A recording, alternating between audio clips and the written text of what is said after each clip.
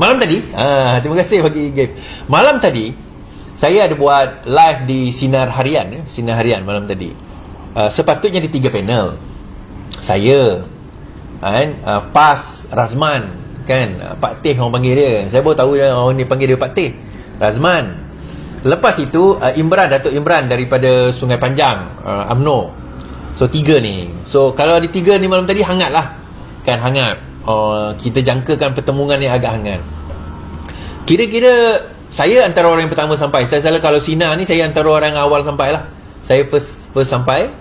Lepas tu tengah-tengah saya tengah makan, macam ada makan nasi lemak kan. Tengah-tengah makan nasi lemak, tiba-tiba penerbit kata, alamak, PAS tak jadi datang, cancel last minute. So, saya tengok muka dia macam sedih lah. Macam, yelah, dia dah usahakan untuk temukan dan sebagainya. Last minute tiba-tiba kata tak nak datang. Saya kata malam 2 malam lepas kan, saya kata, kita tengok dia berani tak berani datang lah kan. Sekali kita tengok, rupanya tak berani datang. Tak tahulah. Kemudian ada orang PAS buat live, dia kata, sebenarnya bukan dia tak datang, sebab dia jemput last minute. Bang, saya pun dijemput last minute bang. In fact sebenarnya nama dia lagi awal daripada nama saya. Sila kita pergi. Dan kalau tak boleh pergi awal-awal lah bagi tahu. Janganlah susahkan orang. Cakaplah tak boleh pergi, minta maaf saya tak boleh pergi. Bolehlah penerbit tu cari orang lain. Ini tak.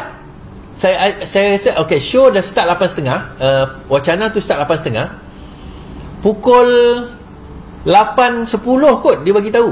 Mungkin pukul 8.10 kata tak dapat. Jadi macam apa ni kan? So kalau takut cakap takut kan? Kalau takut cakap takut.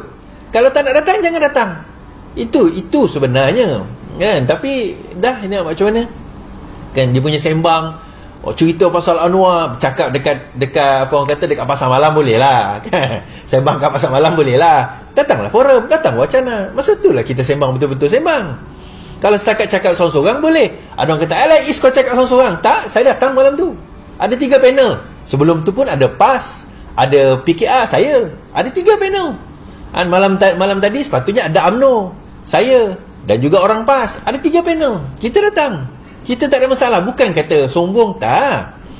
Tapi dalam masa yang sama, jangan susahkan orang. Jangan menyusahkan orang. So kita kan, jangan susahkan orang. Itu je point saya. So dalam apa orang kata, yalah, saya tengah borak-borak, bincang-bincang dengan Datuk Imran. Saya tanya dia, agak-agak bila PRN? Dia kata PRN dijangka serentak 6 negeri. Memang Selangor akan bubar awal. Pertengahan bulan Jun Selangor bubar. Negeri lain pertengahan bulan ujung bulan Jun mereka akan bubar. Kedah, Pahang, Terengganu, Kedah, Kelantan, Terengganu mungkin akan bubar hujung Jun. Selangor mungkin bubar tengah. Negeri Sembilan mungkin bubar tengah Jun. Yang lain pun mungkin bubar tengah Jun. Tetapi mereka berkemungkinan akan buat serentak. Itu perancangannya lah. Walaupun bubarnya berlainan masa, tetapi menerima nasihat SPR, mereka mungkin akan atau SPR akan melakukan secara serentak. Terima kasih user. Dia akan buat secara serentak untuk memastikan bahawa daripada segi logistik tu taklah kos tu terlalu tinggi lah. So bila agak-agaknya, so kita dijangkakan lah, dia ada 60 hari selepas pembubaran. So berkemungkinan sama ada tengah bulan Julai ataupun bulan Ogos. 60 hari itu 2 bulan lah. So menurut Ahmad Mazlan hari ini, Ahmad jangka PRN serentak di 6 negeri. Timbalan Menteri Keuangan Ahmad Mazlan menjangkakan 6 pilihan dari negeri akan diadakan serentak, walaupun pembubaran di negeri terbabit berbeza-beza tarikhnya. Kata Ahmad, dia difahamkan ada Dewan Undangan Negeri yang akan dibubar secara automatik pada Jun ini. Itu Selangor lah. Berdasarkan kepada tempoh 5 tahun ditetapkan dalam perlembagaan. Kali terakhir pilihan raya negeri buat melantik DUN ialah pada tahun 2018. Saya difahamkan hari pembuangan undi akan diadakan pada tarikh yang sama di semua ke-6 negeri walaupun pembubarannya berbeza. Selain tarikh pemilihan, hari penambahan calon juga dijangka ditetapkan pada waktu yang sama. Tapi pihak media perlu membuat pengesahan dengan SPR dululah, katanya. Tidak semua negeri membubarkan DUN masing-masing apabila Ismail Sabri Yaakob ketika itu menjadi Perdana Menteri mendapat perkenan di Pertuan Agong untuk membubarkan Parlimen pada 10 Oktober. DUN yang tidak dibubarkan ialah Kelantan, Terengganu, Pulau Pinang, Selangor, Negeri Sembilan dan Kedah. Semua negeri ini ditadbir sama ada oleh PAS, PN atau PH. Beberapa menteri besar sudah memberi bayangan mereka akan menghadap Sultan masing-masing agar DUN dibubarkan pada bulan depan. Sebelum itu semua 6 negeri sudah mengadakan pertemuan pada Februari lalu untuk membincangkan kemungkinan membubarkan DUN masing-masing bersama. Menteri Besar Selangor Amiruddin Syahri memberitahu mereka sepakat untuk melihat kemungkinan membubarkan DUN pada minggu terakhir Jun. Semasa PRU diadakan pada 19 November lalu, hanya di Pahang, Perak dan Perlis membubarkan DUN masing-masing. Sabah, Sarawak, Melaka dan Johor mengadakan PRN terlebih awal. Okey. So kali ini agak menarik tuan-tuan, pilihan raya lepas ni PRU 16 ni agak menarik. Sebab kita akan lihat selepas PRN ini, kita akan ada PRN Negeri Sabah sebelum PRU. Sebab Sabah, kalau tuan-tuan ingat dia bubar antara yang paling awal. Dia paling cepat bubar itu sehingga naik kan, apa orang kata, COVID naik, kes COVID naik dengan kadar yang tinggi pada waktu itu kan. So kalau kita tengok Sabah antara yang paling awal. So lepas ini Sabah akan ada pilihan raya sekali lagi awal. Saya jangkakan tahun 2026, setahun sebelum yang lain. Selepas itu diikuti oleh Johor dan juga Melaka. Sarawak, Johor, Melaka. Tak jauh beza mereka, dalam tempoh yang tidak berapa jauh. Selepas itu PRU berlaku. Selepas itu negeri seperti Johor, Kedah dan 6 negeri ni lah. Kecuali 6 negeri ni nak bubar awal.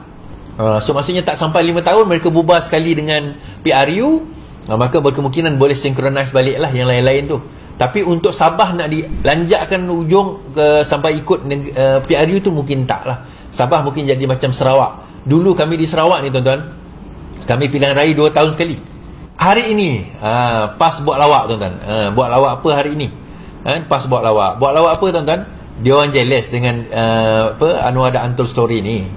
Okey, dia orang jealous dengan Anwar The Untold Story. Okey. Ditulis apa? PAS saran filem Anwar ditayangkan secara percuma di RTM.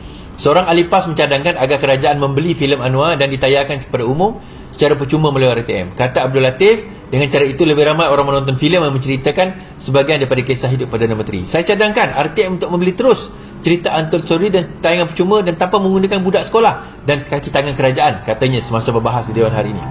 Kenyataan itu dibuat setelah media melaporkan ada agensi kerajaan menganjurkan tayangan percuma tersebut. Okey. Dakwaan itu dibuat oleh Razi Jidin melalui hantaran di Facebook yang mengatakan bahawa ada anak-anak, ada budak sekolah digunakan ataupun dibawa untuk menonton filem tersebut. Okey, yang pertama sekali, kalaupun budak-budak sekolah dibawa untuk menonton filem tersebut, dia bukanlah satu kesalahan undang-undang pun. Okey. Yang kedua, dia nak parallel lah. Dan daripada bagi budak-budak tonton filem tu, baik letak RTM. So apa bezanya? Kita letak RTM nanti RTM beli, nanti dia orang kata inilah dia kronisma, inilah dia guna duit kerajaan, ini dia akan cakap macam tu. Kita buat tayangan, lepas tu bawa budak-budak untuk tengok, dia kata sedemikian. Dia macam ni tuan-tuan. Akhirnya dia tak akan puas hati pun apa yang kita buat. Kita pusing kat mana pun dia tak akan puas hati. Normal. Itu biasa. Itu pembangkang. Isunya pembangkang dia tak ada point. Dia berbeza zaman kami jadi pembangkang dulu. Kan? Saya buat live setiap malam. Kita jadi pembangkang dulu, point kita ada. Kita akan buat fakta-fakta. Ini setakat fakta cerita Anwar The Untold Story pun kau buat masuk parlimen. Apakah Lepas tu mempertikaikan kenapa bawa budak-budak sekolah pergi tonton Anwar The Untold Story. Sukatilah, itu duit orang yang nak pergi apa orang kata, nak pergi beli dan bawa budak-budak sekolah. Sukati dia lah. Kan? Sukati dia. Kalau benda itu melanggar undang-undang, menyalahguna dana kerajaan, rasuah dan sebagainya, buat laporan SPRM, kita tak ada masalah. Tapi dia nak buat apa dengan duit dia, itu terpulang kepada dia. Dia nak buat budak menonton ke, dia nak buat budak sekolah ke. Masa saya dekat Putrajaya hari tu, apa orang kata, budak-budak kecil pun ada kan menonton. Oh, reformasi dia kata.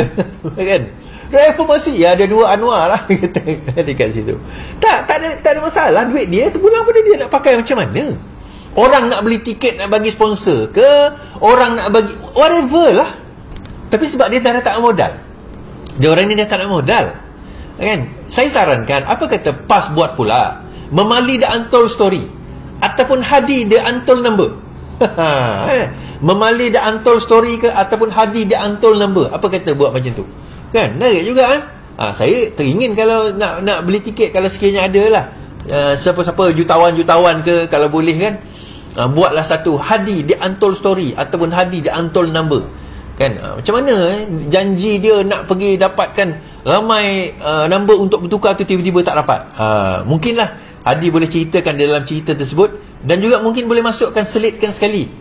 Masih Siti, masukkan sekali apa tau, macam mana, apa kesan apa orang kata amanat Haji Hadi tu, politik suku, agama suku tu, apa kesan dia, kan? Mungkin boleh masukkan sekali lah, supaya kita nampak perkara tersebut. Itu pun akhirnya jadi pertikaian.